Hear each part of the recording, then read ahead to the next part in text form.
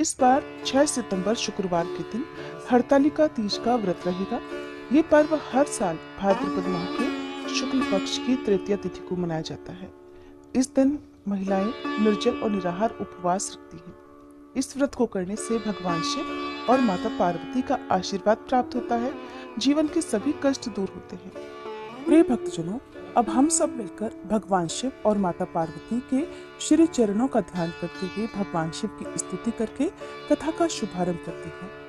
जिनके दिव्य केशों पर आग के पुष्पों की माला शोभा देती है और जिन भगवान शंकर के मस्तक पर चंद्र और गले में मुंडों की माला पड़ी हुई है, जो माता पार्वती दिव्य वस्त्रों से और भगवान शंकर दिगंबर वेश धारण किए हैं, उन भवानी शंकर को मैं नमस्कार करती हूँ। एक बार कैलाश पर्वत के सुंदर शिखर पर माता पार्वती जी ने महादेव जी से पूछा, हे महेश्वर, मुझसे आप वह गुप्त से गुप्त बातें बताइए जो सभी के लिए सरल और महान फल देने वाली हैं। हे नाथ, यदि आप मुझसे प्रसन्न हैं तो आप मुझे दर्शन दें। और हे जगन्नाथ, आप आदि मध्य और अंत रहित हैं। आपकी माया का कोई पार नहीं है। आपको मैंने किस भांति प्राप्त किया?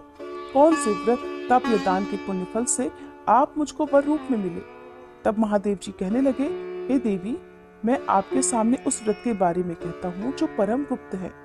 जैसे तारागणों में चंद्रमा और ग्रहों में सूर्य, वर्णों में ब्राह्मण, देवताओं में गंगा, पुराणों में महाभारत, वेदों में साम और इंद्रियों में मन श्रेष्ठ है, वैसे ही पुराण और वेद सब में इसका वर्णन आया है, जिसके प्रभाव से तुमको मेरा आधा आसन प्राप्त हुआ है। हे प्रिय, उसी का मैं तुमसे वर्णन करता हूँ, सुनो। भादो मास के शुक्ल पक्ष की हस्त नक्षत्र के दिन इस व्रत का अनुष्ठान मात्र करने से सभी पापों का नाश हो जाता है।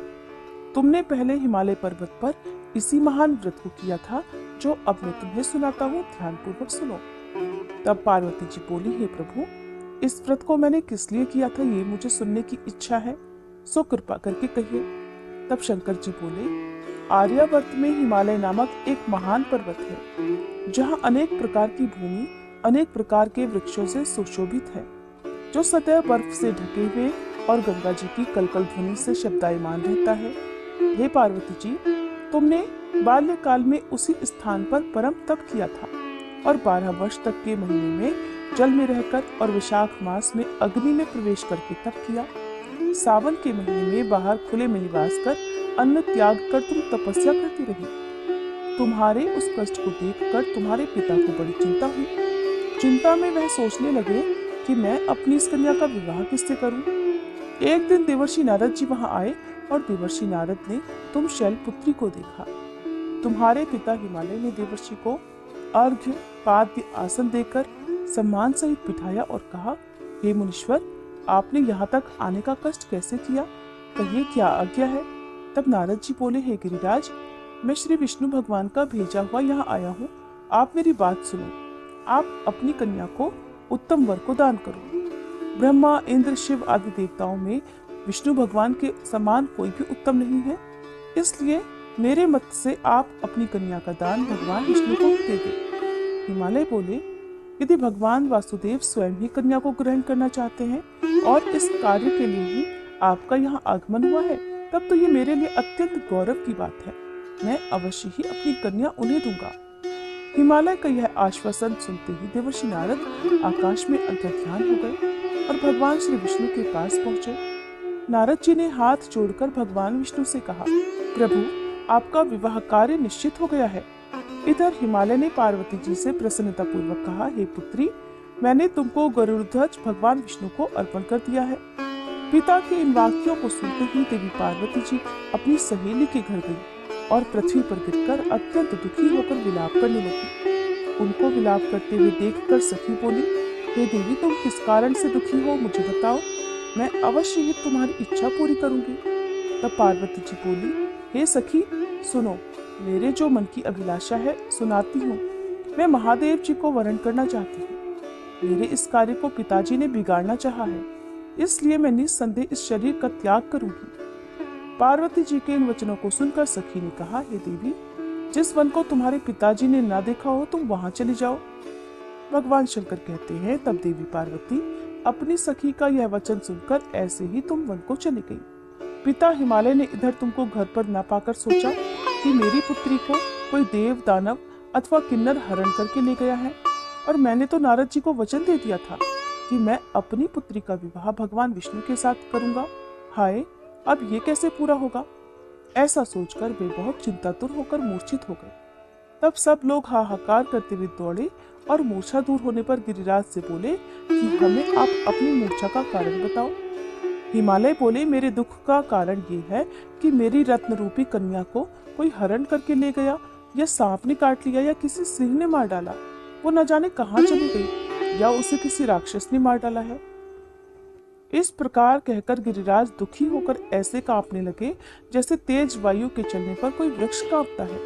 इसके बाद हे पार्वती, तुम्हें गिरिराज साथियों सहित घने जंगल में ढूंढने निकले। तुम भी सखी के साथ भयानक जंगल में घूमती हुई एक वन में एक नदी के तट पर गुफा में पहुंच गई। उस गुफा में तुम अपनी सखी के साथ प्रवेश कर गई, जहां तुम अन्न जल का त्याग करके बालू का लिंग बनाकर मेरी आराधना करती रही। उस समय पर भाद्रपद मास की हस्त नक्षत्र युक्त तृतीया के दिन तुमने मेरा विधि विधान से पूजन किया और रात्रि को गीत गायन करते हुए जागरण किया।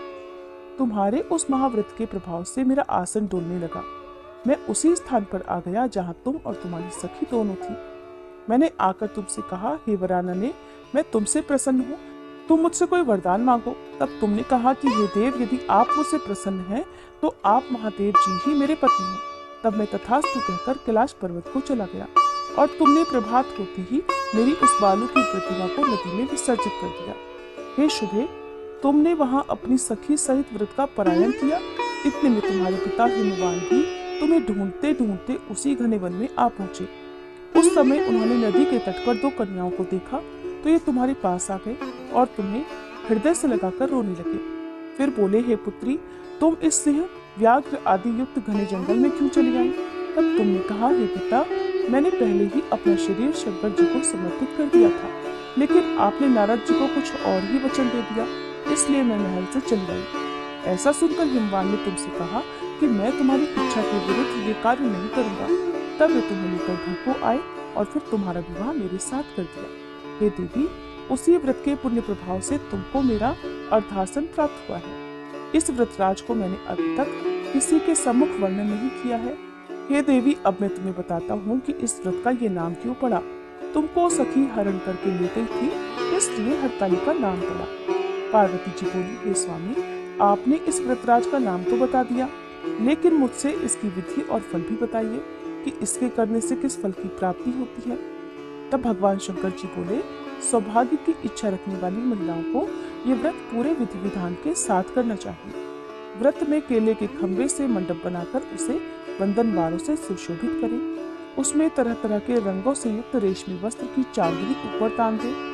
चंदन आदि सुगंधित द्रव्यों का लेपन करके महिलाएं एकत्रित हो। शंख, भेरी, मृदंग, घंटे, घड़ियाल आदि बजाएं। विधि पूर्वक मंगलाचार करके श्री गौरी शंकर की बालू निर्मित प्रतिमा स्थापित करें। फिर भगवान शिव पार्वती जी का गंध, धूप, पुष्प, दीप आदि से विधि पूर्वक पूजन करें। अनेक नैवेद्यों का भोग लगाएं और रात्रि को जागरण करें। नारियल, सुपारी, जवारी, नींबू, लौंग, अनार, नारंगी आदि ऋतु फलों और फूलों को एकत्रित करके धूप, दीप आदि से पूजन करके कहें, हे कल्याण स्वरूप शिव, हे मंगल स्वरूप शिव, हे मंगल रूप महेश्वरी, हे शिवे, सब कामनाओं को देने वाली देवी, कल्याण रूप आपको नमस्कार है। कल्याण स्वरूप माता पार्वती, हम आपको नमस्कार करते हैं। भगवान शंकर को सदैव नमस्कार करते हैं। हे ब्रह्म रूपिणी, जगत का पालन करने वाली माँ, आपको नमस्कार है। हे सिंहवाहिनी, मैं सांसारिक भय से व्याकुल हूँ, आप मेरी रक्षा करो। हे महेश्वरी, मैंने इसी अभिलाषा से आपका पूजन किया है। हे देवी, आप मेरे ऊपर प्रसन्न होकर मुझे सुख और सौभाग्य प्रदान कीजिए। इस प्रकार के शब्दों द्वारा उमा सहित शंकर जी का पूजन करें। विधि पूर्वक कथा सुनकर गौ, वस्त्र, आभूषण आदि ब्राह्मणों को दान करें। इस प्रकार से व्रत करने वाले के सारे पाप नष्ट हो जाते हैं। कथा समाप्त। प्रेम से बोलिए, बोले शंकर भगवान की जय, माता पार्वती की जय। उम्मीद है ये कथा आपको अच्छी लगी होगी।